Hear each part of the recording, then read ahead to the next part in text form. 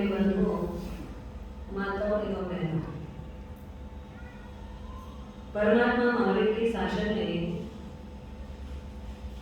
आप और हम सब आराधना करके आराध्य को प्राप्त करें और हम स्वयं आराध्य बने, इस हेतु से महापर्व संवत्सरी की साधना करके क्षमा को अपने जीवन में व्याप्त करके आज बालोद संघ विशेष रूप से सभा में उपस्थित हुआ है।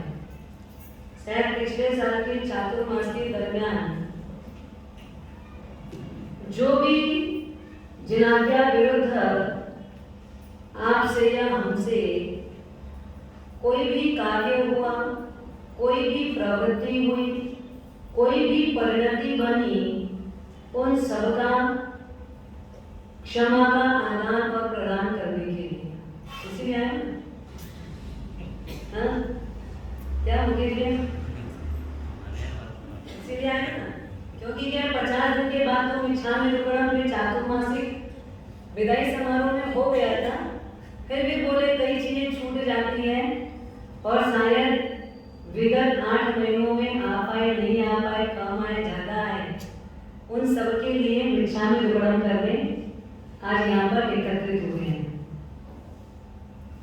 अब यहाँ पर बात अपने को करनी है उपाध्याय यशो विजय जी महाराज साहब ज्ञान सार अष्टक में अपनी बात पिछले के प्रवचनों में 4 अध्ययन से संबंधित हुई। सबसे पहला अध्ययन कौन सा है? कौन बताएगा? पूर्ण। दूसरा मग्नता। तीसरा हाँ तीसरा मोह त्याग। चौथा है तीसरा स्थिरता और चौथा मोह त्याग। मोह त्याग होगा तो स्थिरता आएगी, स्थिरता होगी तो मग्नता आएगी, मग्नता होगी तो पूर्णता आएगी। ये क्रम पिछले से चला है। अपने को प्राप्त करना है पूर्णता। हर एक व्यक्ति को क्या चाहिए? पूर्णता चाहिए। कोई भी चीज अधूरी चाहिए क्या? हाँ? 1 करोड़ रुपए अगर प्राप्त करने पर करोड़पति कहा जाता है, पर जिसके पास 1 करोड़ में 1 रुपए मात्र कम है, तब तक भी वो क्या नहीं कहलाएगा? हाँ? तब तक भी वो करोड़पति नहीं कहलाएगा। तो 1 करोड़ में 1 भी अगर कम है तो हमको वो अधूरा वाला प्राप्त करना ही नहीं है। हमको जो चाहिए वो पूरा वाला ही चाहिए। पूर्णता को प्राप्त करने के लिए क्या क्या करना पड़ेगा? तो 5वें अध्ययन में फरमा रहे हैं ज्ञान का होना आवश्यक है। 5वां अध्ययन ज्ञान अष्टक। ज्ञान नाम के अष्टक की बात मतलब 8 सूत्र 8 गाथाओं के माध्यम से ज्ञान अष्टक चलेगा, जिसके अंतर्गत वो ये फरमाते हैं मर्जत्यद्य किलायाने विष्टायामिव सुकरा ज्ञानी की मर्जति ज्ञाने मरारतीव मानसी। ज्ञानी और अज्ञानी में अंतर क्या है? ज्ञानी किसको बोलना और अज्ञानी किसको बोलना? मर्जत्यद्य किलायाने विष्टायामिव सुकरा। यहाँ 2 ऐसे पक्षी पशु का किंचित गति की आकृति का वर्णन किया है। एक तो सुअर बोला गया और दूसरा हंस को बताया। सुअर को उपमा दी गई है अज्ञानियों की तरफ और हंस को उपमा दी गई है ज्ञानियों की तरफ से। सुअर का मतलब क्या? विष्टायामिव सुकर। मर्जत्यद्य किलायाने विष्टायामिव सुकर। सुअर क्या करता है? विष्टा की ओर आकर्षित होता है। विष्टा यानी समझते हो ना? हाँ, गंदगी, जिसको हम त्यागने के बाद आंख उठाकर देखना भी पसंद नहीं करते। स्पर्श बहुत दूर है, उसका उपयोग तो अति दूर है। आंख उठाकर जिसे हम देखना भी नहीं चाहते, वैसे विष्टा की ओर सुअर लपकता है, दौड़ता है, झपटा मारता है। क्यों? ये उसके पास में ज्ञान का अभाव है, उसके पास में ज्ञान नहीं है, पर उसके पास में जो जितनी समझ है उससे उसको ऐसा प्रतीत होता है इससे अच्छा कोई भोजन नहीं है, इससे अच्छी कोई चीज दुनिया में नहीं है। सुअर के लिए विष्टा से अच्छी कोई मिठाई है क्या? विष्टा से अच्छी कोई मिठाई है ना? बच्चे कहीं पर अगर बैठ जाएं विष्टा विसर्जन के लिए और सुअर अगर आसपास में हो तो सुअर बिल्कुल नजर लगा करके रखते हैं कितनी जल्दी कितनी स्पीड से मैं वहां पर पहुंचूं। जिस भांति से कोई व्यक्ति अपने घर पे अपने परिवार में इस पापी पेट को भरने के लिए क्या सोचता है? बस उतरे और खाने को मिले, हाँ उतरे और तुरंत मिले। कई लोगों को रोटी कैसी चाहिए? बस तवा से उतरनी चाहिए और सबसे पहले मेरी थाली में लग जानी चाहिए। कुकर का ढक्कन खुला नहीं कि सीधा वो प्लेट में लेकर के मुझे ही सबसे पहले परोसे।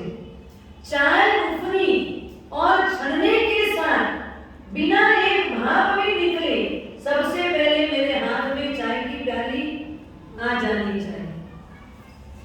कई लोगों को ऐसा एक पदार्थ जन्य राग है। ये जो राग है वो किसके समान है? हाँ, सुअर की भांति। आप अपना अपना टाइटल कोड बनाना। ऐसा राग जिनको है वो राग किसके समान है? जैसे सुअर को चीज दिखने के बाद वो सब्र नहीं करता, वो रुक नहीं सकता, उसको इतना तेज आकर्षण पैदा होता है कि बस मुझे अब चाहिए, मतलब चाहिए, इसी सेकंड चाहिए, मिनट भी नहीं, इसी सेकंड चाहिए। विष्टायामीव सुकर ज्ञानी निमज्जति ज्ञाने मरार इव मानसे, और मरार यानी हंस, मान सरोवर का हंस। अगर उसको मान सरोवर मिल जाए तो उसमें डुबकी लगाए बिना नहीं रह सकता। हंस के सामने अगर सरोवर हो, मान सरोवर हो, तो उसको बाहर कभी पसंद नहीं आता। वो एकमात्र मान सरोवर के भीतर डुबकी लगा करके ही अपने आनंद में झूमता रहता है। एक जीव बाहर से अगर कोई चीज मिले उसमें सुख खोजता है, एक जीव अंदर जाकर डुबकी लगाता है, उसमें सुख खोजता है। तो हम किसका प्रतिनिधित्व करते हैं? विष्टा खाने वाले सुअर का या मानसरोवर में भ्रमण करने वाले हंस का? किसका करते हैं? हाँ, सच्ची सच्ची बोलना, किसका करते हैं? बाहर हम सुख खोज रहे हैं या अंदर में सुख है, ये हमारी धारणा, ये हमारी मान्यता एकदम पक्की है। अभी अंदर का सुख मिला नहीं, पर अंदर सुख है, बाहर नहीं है। सुख भीतर ही मिलेगा।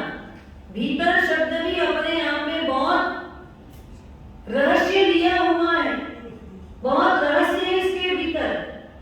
तू भीतर जा, तू भीतर जाएगा, तू भीतर जाएगा, तू भीतर जाएगा।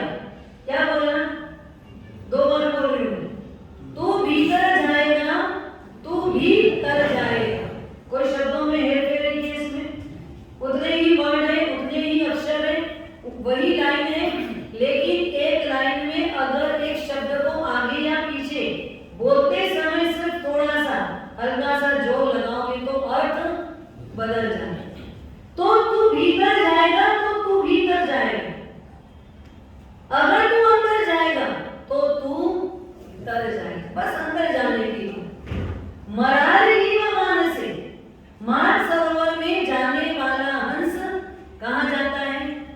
अंदर जाता है और अंदर जाकर के जब वो निर्मल जल में डुबकी लगाता है तब वो परम तृप्ति का अनुभव करता है, तब उसको परम तृप्ति का अनुभव होता है। आपको सुख का अनुभव, आनंद का अनुभव किसमें होता है? बाहर के पदार्थों में या पदार्थ रहित अंदर के ज्ञान में? जहां पदार्थ नहीं है, जहां पदार्थ की कोई बात भी नहीं है, पदार्थ जन्य सुख की कोई व्याख्या भी नहीं है, वहां आपको सुख का अनुभव होता है? होता है क्या?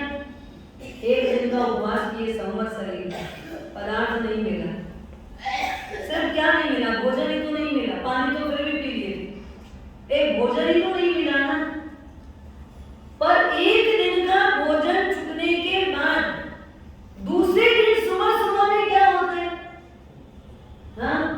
और सर सुबह मत बोलो, हम तो रात को ही सपने बोल लेते हैं, रात को ही सपने देखने लग जाते हैं, रात में ही हमारा हुक्म। कल एक साहब आए थे, बोले मतलब 6:35 में नौकासी आती है, हम बाप बेटे तो 6:35 को ही नौकासी करने बैठ गए थे। बोले उपवास था पहले दिन, दूसरे दिन नौकासी का वेट करते रहे, जैसे 6:35 हुआ और बैठ गए। मैंने कहा घड़ी में नौकासी देखी थी कि नहीं देखी थी? आती कितने बजे नौकासी?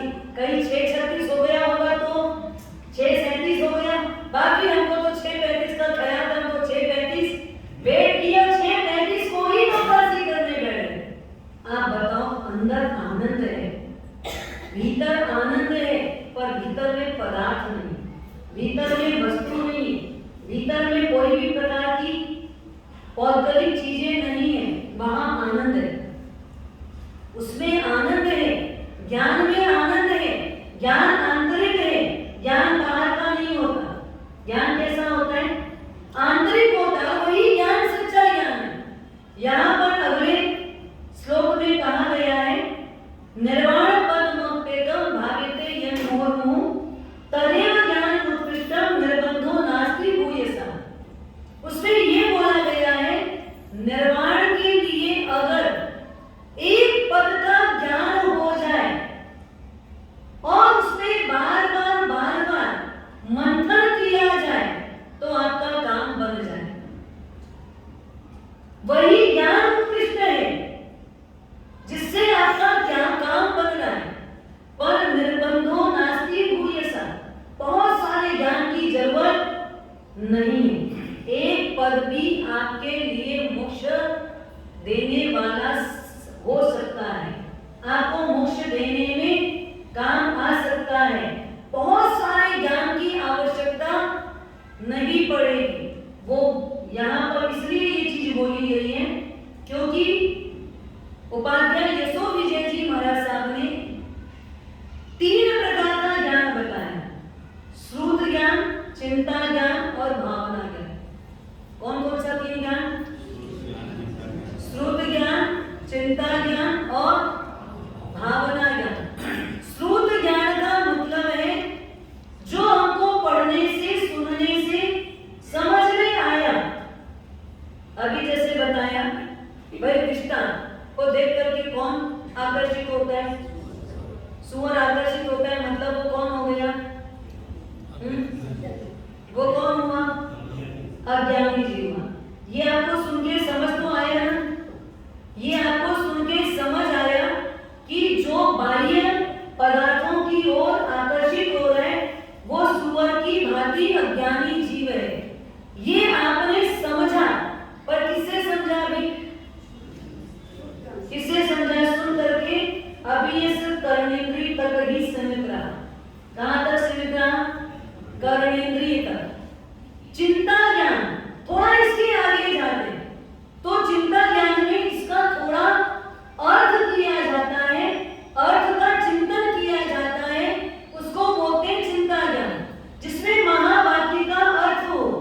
अब इसमें ये अर्थ अपन निकाले कि सुअर विष्टा की ओर जाता है तो सुअर गंदगी को देखता है, उसके सामने मिठाई आए तो उसको देखना विष्टा या मिठाई किधर देखना चाहिए?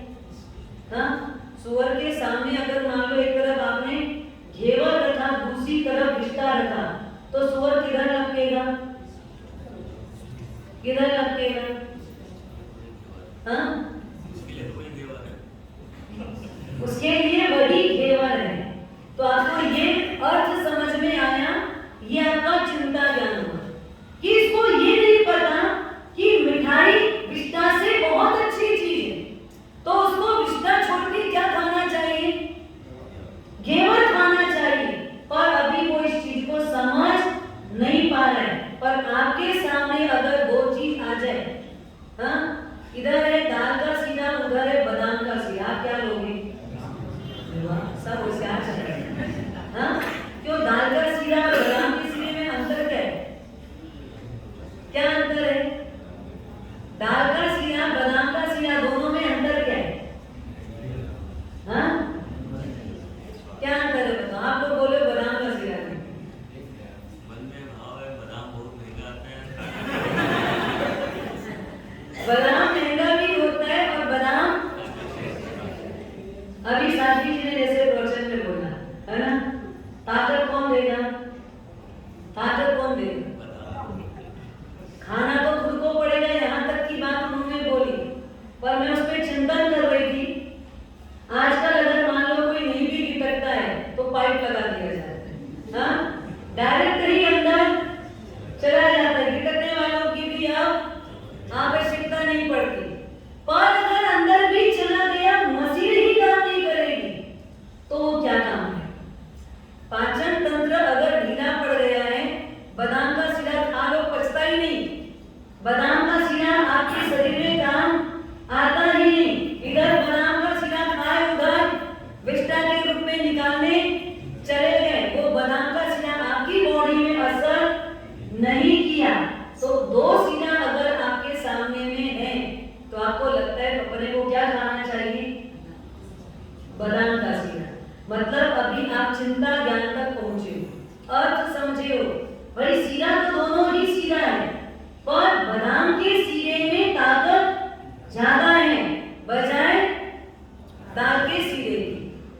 पर इसका रहस्य, इसका अंतरंग हार्ट जो समझना चाहिए, वो है हमारा भावना ज्ञान।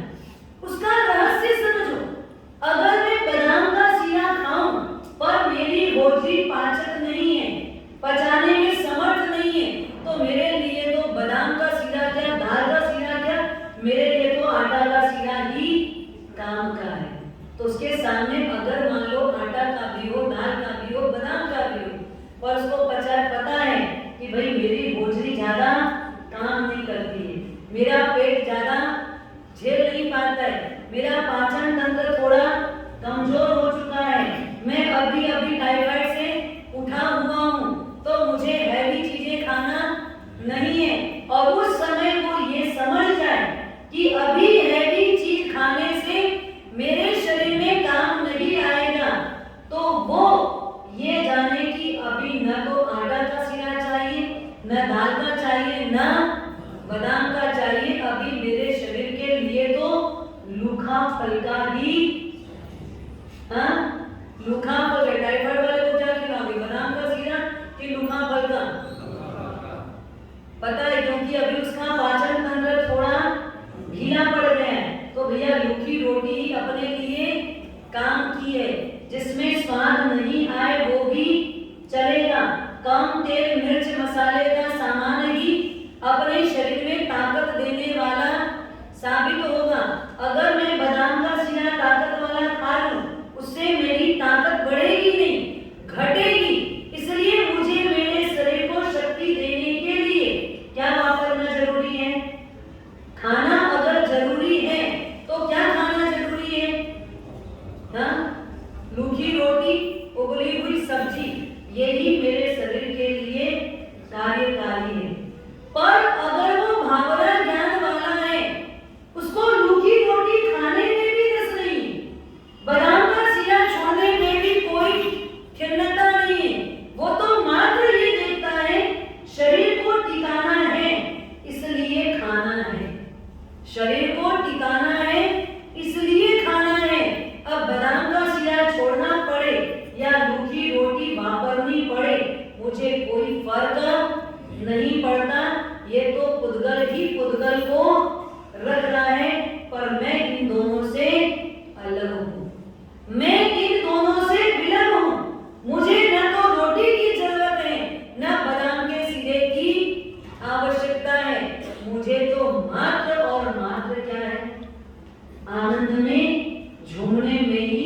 मुझे रस आता है। तो ये उसका भावना है, जिसपे वो उसका रहस्य जानता है, वो रहस्य की ओर जाता है, वो सिर्फ ऊपर ऊपर की ओर नहीं जाता है। अगर सिर्फ श्रुत ज्ञान है, भाई कि आपने श्रुत ज्ञान में क्या सुना, बादाम का सीना ताकत वाला होता है, अब आपको पचता नहीं है तो भी क्या करो, हाँ बस बादाम का सीना ताकत वाला है, इतना हमने सुन रखा है, सुन करके हमने क्या किया, कोई बीमार भी पड़ा तो भी इसको क्या बोलेंगे, बस बादाम का सीना था, बादाम का सीना था, ताकत आ जाएगी। पता लगा उसको बादाम का सीना पचता ही नहीं है, तो आप बोलेंगे इसको बादाम का नहीं पचता, तो इसको कौन सा दो, दाल का सीना दो, आटा का सीना दो। अरे भाई इसकी भोजड़ी बादाम का सीना तो नहीं पचा पाती, पर इसके लिए घी भी ज्यादा काम का नहीं है। तब आप रहस्य की ओर जाओगे, भावना ज्ञान की ओर जाओगे। जब भावना ज्ञान की ओर जाओगे तो पता लगेगा हर्ष की भांति, जब अंदर की ओर डुबकी लगाओगे, भीतर की ओर डुबकी लगाओगे, आत्मा में डुबकी लगाओगे, तब आपको सच्चा ज्ञान प्राप्त होगा और उसी में आनंद है। बाहर के पदार्थों में आनंद है क्या? बाहर के पदार्थों में आनंद है? हाँ है क्या, बोलो। हाँ क्षणिक को क्या बोलते हो, आप तो मानते हो क्षणिक को? एक गाड़ी जिसमें आप बैठो, खूब आनंद आया आपको, खूब खुशी हुई आपको, खूब प्रसन्नता हुई, फोटोग्राफी करवाई, सेल्फी लिया, सब किया, थोड़ा सा आगे बढ़े और गाड़ी आज सुबह सुबह में मैंने किस्सा पढ़ा था, एकदम कोई सत्य घटना लिखी हुई कथा प्रशाली में। एक लड़की 30 साल की, 30 साल की लड़की विचार करती है आज मैं ब्यूटी पार्लर जाऊंगी, ऐसा तैयार होगी, ऐसा मेकअप करवाऊंगी कि लोगों को लगे मैं 20 साल की हूं। 30 साल की लड़की है, ब्यूटी पार्लर जाऊंगी और ऐसा मेकअप करवाऊंगी कि लोग मुझे समझेंगे कि मैं 20 साल की हूं। ऐसा सोच करके 2 व्हीलर में बैठ करके ब्यूटी पार्लर जाने के लिए रवाना हुई। अचानक सामने से कार आई, टक्कर हुई और उसके सिर पे चोट आ गई।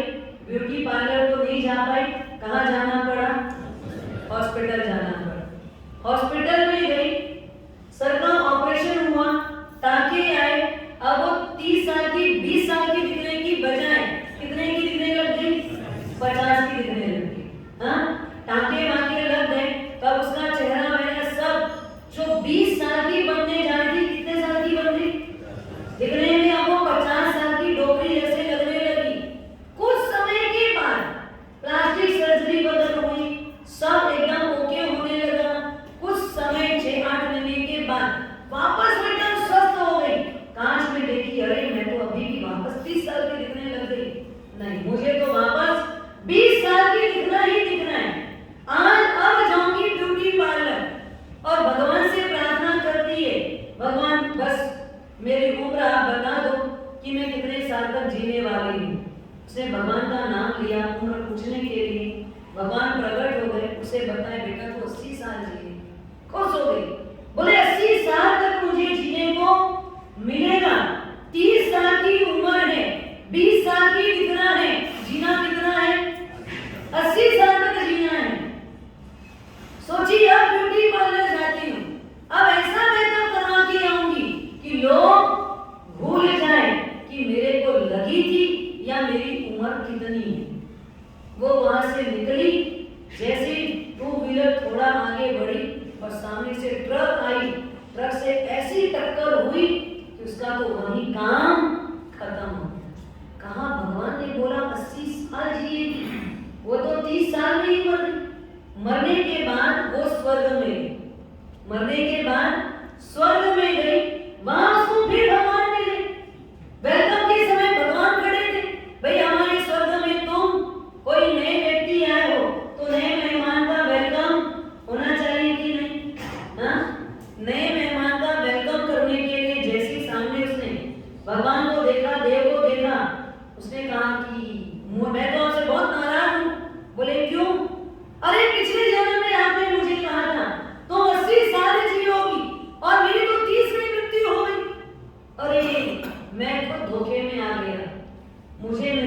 मालूम था कि तुम ही हो।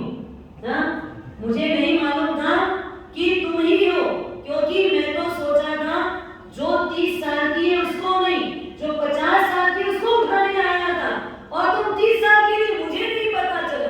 क्यों? क्योंकि जब तुम्हारे सर में लगी ना तो तुम्हारा चेहरा 30 साल की बजाय कितने का हो चुका था?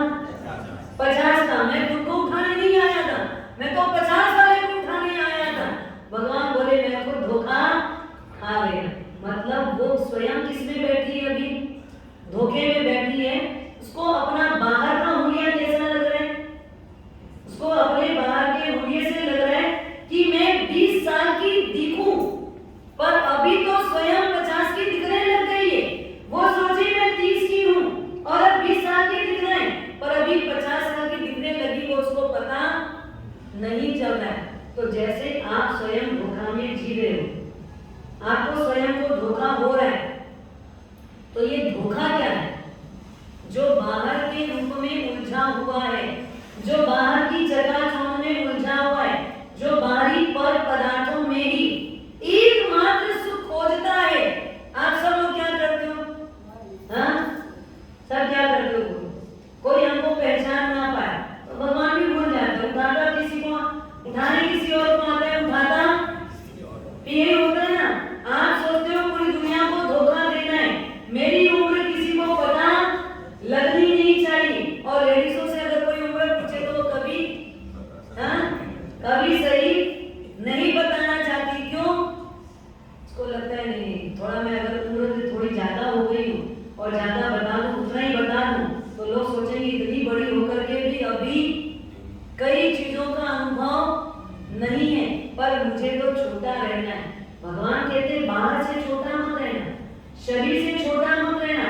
अगर छोटा होना ही है तो ये संवत्सरी महापर्व में कैसा छोटा हो जाना? बच्चे के समान छोटे हो जाओ। मन कैसा बना लो अपना? बच्चे की भांति बना लो। आप बच्चों को देखते हो ना, कई बार खेलते हैं, कूदते हैं, लड़ाई झगड़ा सब हो जाता है, मारपीट भी कर लेते, कॉलर भी खींच लेते, मुक्का मुक्की भी कर लेते, धक्का धक्की भी कर लेते, सब कर लेते, पर उसके बाद उसके बाद क्या करते? गठान बांध के रखते हैं क्या? अगर आपको छोटा दिखना है तो दिखो मत, छोटा हो जाओ। दिखने के लिए छोटा मत बनना, छोटा होने के लिए छोटे हो जाओ। अगर छोटे रहोगे, बचपन को वापस लौटा लोगे या बचपन को जिंदा रख लोगे, तो ये महापर्व संवत्सरी हमारा सार्थक और सफल हो जाएगा। क्योंकि जो बचपन में किसी भी प्रकार की गठान नहीं लगती थी, वो बचपन सबसे सॉलिड है, वो बचपन सबसे सुखद है। कभी कभी कितना भी हो जाए, रोते भी, बच्चे मारपीट लेके रोते भी हैं, और फिर मम्मी पापा के पास आके जिक्र भी करते, उसने मुझे मारा, उसने मुझे गाली दी, उसने मुझे चिल्लाया, वो मेरे साथ में पासिटी किया, सब बोलते, पर वापस सब भूल करके उन्हीं के साथ खेलने के लिए तैयार हो जाते। होते ही नहीं होते बच्चे? सब अपने अपने बच्चों को देख रहे हो ना, बच्चे आपस में लड़ाई झगड़ा करते, गली मोहल्ला भाई बहन परिवार सब में उनका लड़ाई झगड़ा चलता है, पर उनका ऐसा लड़ाई झगड़ा कैसा है? कैसा है? एकदम सामान्य सा है, ऊपरी जो है वो ऊपरी है, अंदर से कोई झगड़ा उनका होता ही नहीं। तो अगर अपने मन को बदलना हो, छोटा दिखना नहीं, छोटा बनना। छोटा दिखने के लिए ब्यूटी पार्लर में जाओ, पर छोटा होने के लिए मंदिर उपाश्रय जरूर आओ। यहाँ पर आपकी आत्मा का ब्यूटी पार्लर खुला हुआ है। यहाँ पर आत्मा की सुंदरता, आत्मा की भव्यता, आत्मा को मनमोहक बनाया जाएगा, जिससे आपको लोग देख करके पहचान नहीं पाएंगे कि आप 60 साल के हो गए, 70 साल के हो गए, 50 साल के हो गए, अभी भी बच्चे की भांति रहते हैं, अभी भी बच्चे की भांति जीते हैं। इनको कोई असर नहीं होता। कोई कितना भी मुझे अपमान करे, कोई मेरा कितना भी तिरस्कार करे, पर मुझे कोई फर्क नहीं पढ़ता तो उसको क्या बोला जाता है? बचपन। हाँ, बच्चे को अपमान तिरस्कार समझ में आता है क्या? मम्मी झड़कती है कि चल जाओ उधर, अभी मेरे पीछे नहीं आना, तो भी वो क्या करता है? थोड़ी देर मम्मी से दूर जाएगा और वापस मम्मी से चिपक जाता है। कोई उसको कितना भी डांटे फटकारे, 1 सेकंड के लिए रो भी देगा, मुंह फुला भी देगा, आधा 1 घंटा बात नहीं भी करेगा, पर घूम फिर करके कब वापस आ जाएगा ठिकाना नहीं है। देखते हो बच्चों का यही बचपन है। और अगर आपको ब्यूटी पार्लर जाकर के अपनी उम्र कम दिखानी हो, उसकी बजाय आप वास्तव में अपनी उम्र को नहीं, अपने मन को साफ सुथरा करने के लिए सत्संग सभा में जाओ। वहां जाकर के आप अपने आप को सुंदर बनाओ, और वहां अगर सुंदर बन गए तो सत्यम शिवम सत्य हमारे लिए कल्याणकारी है और वही हमारे लिए सुंदर है। और दुनिया के अंदर अगर सत्य कोई है तो एकमात्र सत्य क्या है? सम्यक ज्ञान, परमात्मा के द्वारा बताया गया अनंत ज्ञान, यही एकमात्र सत्य है।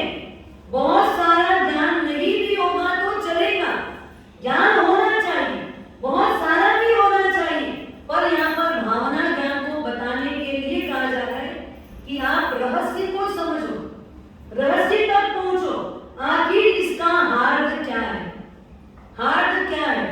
रहस्य तक जाओगे तो आप उसको समझ पाओगे, रहस्य तक नहीं जाओगे तो आप उसको समझ नहीं पाओगे। कोई भी चीज कैसी है इतना ही नहीं जानना, पर इससे उपलब्धि क्या है, इससे प्राप्त क्या होगा, ये मेरी आत्मा के लिए हितकारी है या अहितकारी है, इसको जानना आवश्यक है। हर एक चीज हर एक व्यक्ति के लिए हितकारी होगी ये आवश्यक भी नहीं है। हर एक चीज हर एक के लिए हितकारी होगी ये भी आवश्यक नहीं है। समय के अनुसार सम्यक ज्ञान उपयोग में आना चाहिए, समयानुसार सम्यक ज्ञान उपयोग में आना चाहिए। आज अगर मान लो घर में कोई बीमार है और बालोद से रायपुर जाना है महाराज साहब के दर्शन के लिए, वंदन के लिए, भिक्षामी टुकड़म के लिए, घर पे अगर मान लो माँ बीमार है और उस समय आप बोलो सब लोग जा रहे तो मुझे जाना है, मेरा बहुत मन है, बहुत समय हो गया महाराज साहब का दर्शन नहीं किए हैं, और उस समय तड़पती हुई माँ को छोड़ करके, सासू को छोड़ करके अगर आप गुरु वंदन करने आए, गुरु दर्शन किए, तो आपको लाभ मिलेगा? हाँ, मिलेगा? नहीं मिलेगा। क्यों नहीं मिलेगा? समयानुसार। अभी आपके लिए सबसे अच्छा समय क्या है? इंपॉर्टेंस वहां रह करके भी आप गुरु वंदन नहीं, गुरु दर्शन नहीं, गुरु वाणी हमारे जीवन में आत्मसात हो जाए। ये गुरु वाणी को आत्मसात करने का सबसे बड़ा रास्ता कौन सा था? यहाँ आकर के सुनना, या जो सुना हुआ है उसको अभी जीना। हाँ, एक सुनना, सुन करके समझना और समझ करके उसको जीना।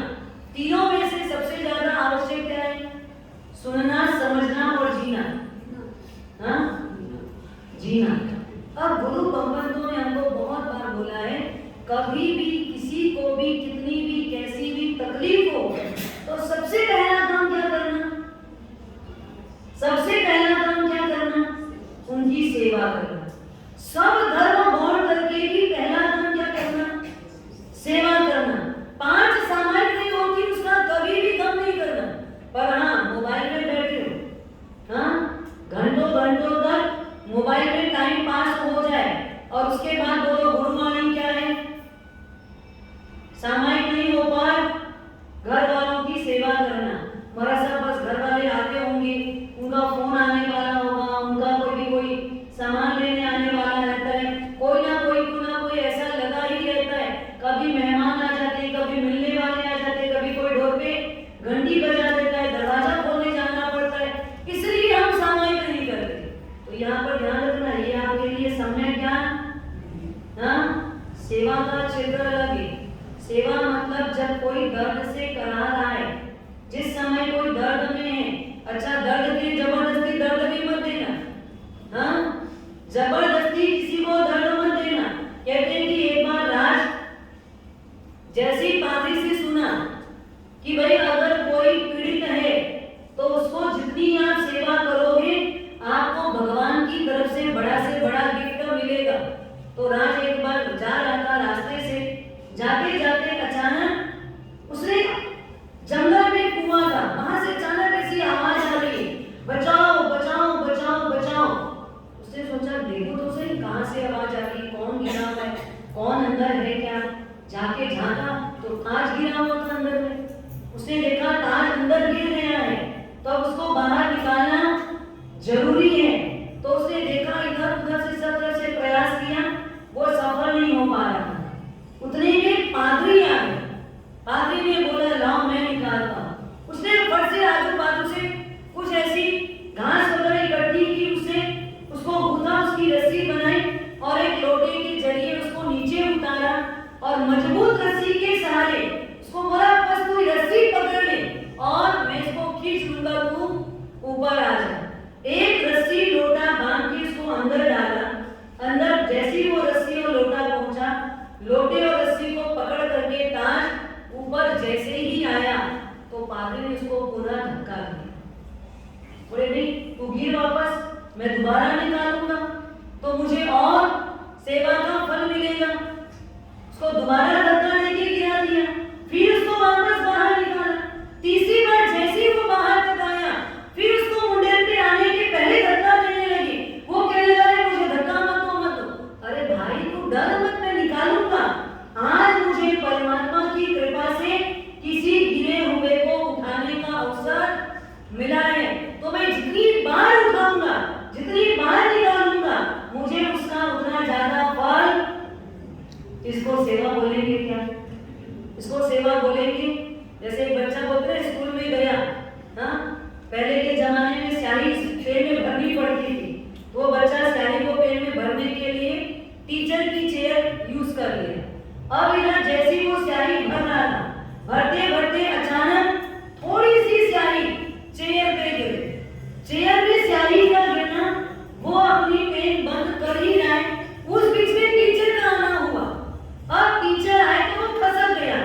बाजू में खड़ा हुआ मित्र सोचता है अगर कहीं टीचर इस चेयर में बैठेंगे तो उनकी व्हाइट पेन क्या होगी, ब्लैक हो जाएगी। तो उसने जाकर के क्या किया, जैसे टीचर बैठने वाले थे पीछे से चेयर हटा। अब टीचर क्या हो गए, नीचे गिर गए ना टीचर। अब गिरे तो उन्होंने उठ करके दो झापट उस लड़के को लगाया। लड़का रोते रोते घर गया, अपने पिताजी को बोलता है मैंने जिंदगी में आपकी एक बात मानी थी, कभी भी किसी का भी कोई काम पड़े तो उसकी सेवा जरूर करना, पर मैं आज आपके सामने कसम खाता हूं मैं कभी किसी की सेवा नहीं करूंगा। क्यों, क्या हुआ? अरे तो टीचर की पेन कहीं काली ना हो जाए, इसके लिए मैंने तो कुर्सी हटाई। अब टीचर गिर गए तो मैं क्या करूं, मैं तो उनके भले के लिए किया। लेकिन अब आप बताओ ये इसमें ऐसी भलाई हो सकती है क्या? ऐसी भलाई हो सकती है क्या? तो हम सोचते हैं सेवा करें, पर सेवा करने के पहले दुख देना जरूरी नहीं है। दुख देंगे तब तो सेवा करेंगे। अब दुखी नहीं होगा तो सेवा किसकी करें? पहले घाव बनाओ फिर मरहम पट्टी करो, उसको नहीं बोलते हैं सेवा करना। उसका नाम भी नहीं है सेवा करना। नाम किसका है सेवा करना? जिसको प्रकृति से कोई प्रॉब्लम आई है तो उसकी सेवा करना। तो ज्ञान कैसा जरूरी है आपके पास? हाँ कौन सा ज्ञान जरूरी है? ये शुद्ध ज्ञान है। किसी भी गिरे हुए को देखो और उठाओ तो ये आपकी सेवा होगी। तो जबरदस्ती किसी को धक्का दो, गिराओ और उठाओ, फिर बोलो आज मुझे तुमने बहुत अच्छा सेवा का मौका दिया, थैंक्स। तो बोलेगा थैंका। हाँ बोलो कि थैंक्स तो क्या बोलेगा? थैंका। क्यों बोलेगा? भैया मैं तो सीधा सीधा चल रहा था, तूने धक्का दिया और गिराया, गिरा के मुझे लगी मेरा घुटना छिला। रहे कुछ नहीं होता, मैं तेरी अभी मरहम पट्टी कर देता हूँ। भैया तू तो मरहम पट्टी करेगा पर दर्द कौन सहेगा? हाँ दर्द कौन सहेगा? दर्द तो मुझे सहना पड़ेगा। और मरहम पट्टी करने मात्र से दर्द ठीक नहीं हो जाता। तो वास्तव में ज्ञान आपका गहरा होना आवश्यक है। इसलिए यहाँ पर भावना ज्ञान की बात की है। एक ज्ञान भी हो पर वो गहरा वाला हो, आंतरिक ज्ञान हो, आत्मिक ज्ञान हो, आपको भीतर तक ले जा सके, वो ज्ञान हमारी आत्मा के लिए कार्यकारी सिद्ध होगा। नहीं तो हम किसके समान हो जाएंगे? हाँ? और अभी आप किसके समान हो? हंस के समान। अभी किसके समान हो? हाँ बताओ। हाँ, अभी आपकी पहचान सुअर की तरफ से की जाए या हंस की तरफ वाली की जाए? दोनों नहीं है। क्यों? अभी बाह्य पदार्थों में सुख की अनुभूति नहीं करते हो, पर पदार्थों में, औद्योगिक चीजों में हमारी ये चमड़े की आंख से क्या देखती है? हाँ, बाहर का ही तो देखती है क्या? चमड़े को ही तो देखती है। तो हम तो वास्तव में सुअर का ही प्रतिनिधित्व कर रहे हैं। हम सुअर की भांति ही जी रहे हैं, जो सिर्फ बाहर का ही रूप रंग देख करके आकर्षित होता है। अभी हमको हंस की भांति अंदर जाने का, आत्मा में उतरने का, भीतर जाकर के आनंद लेने का कोई भाव जगा। जानते हैं भीतर जाने से ही आनंद मिलेगा, पर ये शुद्ध ज्ञान तक सीमित रहेगा। इसको भावना ज्ञान तक लेके जाना। जब भावना ज्ञान तक लेके जाओगे तो आपकी आत्मा का उद्धार होगा। आपका, हमारा सबका उद्धार भावना ज्ञान तक पहुंचने पर हो, और हम सभी भावना ज्ञान तक पहुंच सके। इन्हीं शुभकामनाओं के साथ ओम शांति शांति शांति।